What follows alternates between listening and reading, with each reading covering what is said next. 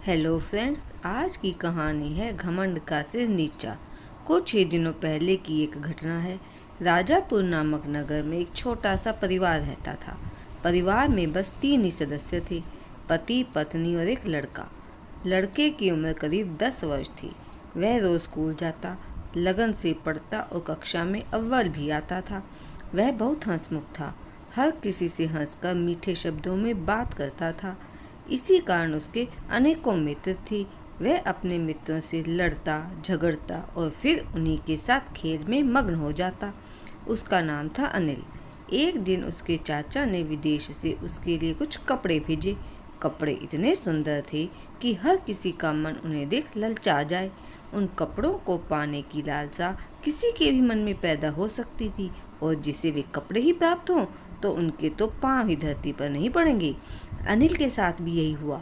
उन कपड़ों को देख देख कर वह फूला न समाता। कभी कपड़ों को अलमारी में रखता, कभी बाहर निकालता, कभी हैंगर पर टांगता और कभी पहन कर देखता और फिर उतार देता। कपड़ों को देख देख कर ही उसका वजन बढ़ रहा था। कपड़ों के चक्कर में वह उस दिन स्कूल भी नहीं गया, ना घर में पड़ा, ना खेलने ही गया। बस उन्हीं कपड़ों को देख देख कर रीझता रहा।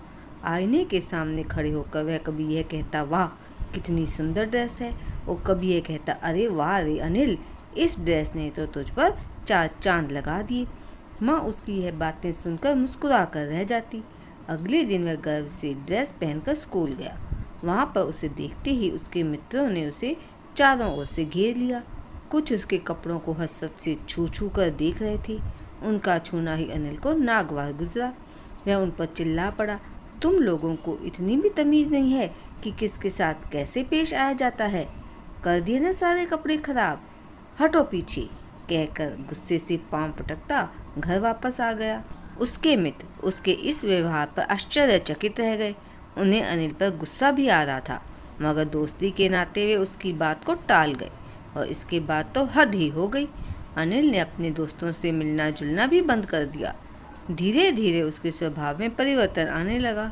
अब वह पहले जैसा अनिल नहीं रह गया था। ना किसी से मिलता जुलता, ना हंसकर बात करता। बस अपनी विदेशी ड्रेस में ही मग्न रहना उसकी आदत बन गई थी। उसकी इस आदत से उसके माता पिता भी परेशान हो गए थे। उनकी भी समझ में नहीं आ रहा था कि यह अनिल को क्या हो गया है। वह हर समय घमंड में चूर रहने लगा। अब तो वह मम्मी को भी सीधे मुंह जवाब नहीं देता था। ड्रेस में ध्यान लगे रहने के कारण वह पढ़ाई की ओर भी कम ध्यान देने लगा। हर वर्ष कक्षा में प्रथम आने वाला अनिल इस वर्ष कक्षा में तीसरे नंबर पर आया था। इसी कारण उसे पिताजी और टीचर से डांट खानी पड़ी, और इसी कारण वह माँ बाप के मन से भी उतरने लगा था। मगर कब उसे इसकी चिंता थी कि कोई रूठे या मने, उसे इससे क्या लेना देना। उसे तो बस अपनी ड्रेस की फिक्र थी, कहीं उस पर कोई धब्बा ना लग जाए, कहीं उसकी क्रीज ना खराब हो जाए।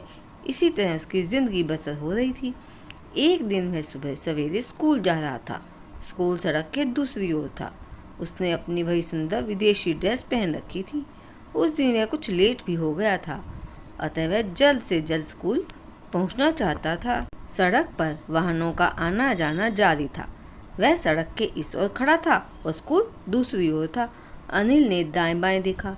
दाईं तरफ से एक ट्रक आ रहा था। अनिल ने सोचा कि जब तक ट्रक वहां तक आएगा वह सड़क पार कर चुका होगा, मगर होनी को कौन टाल सकता है।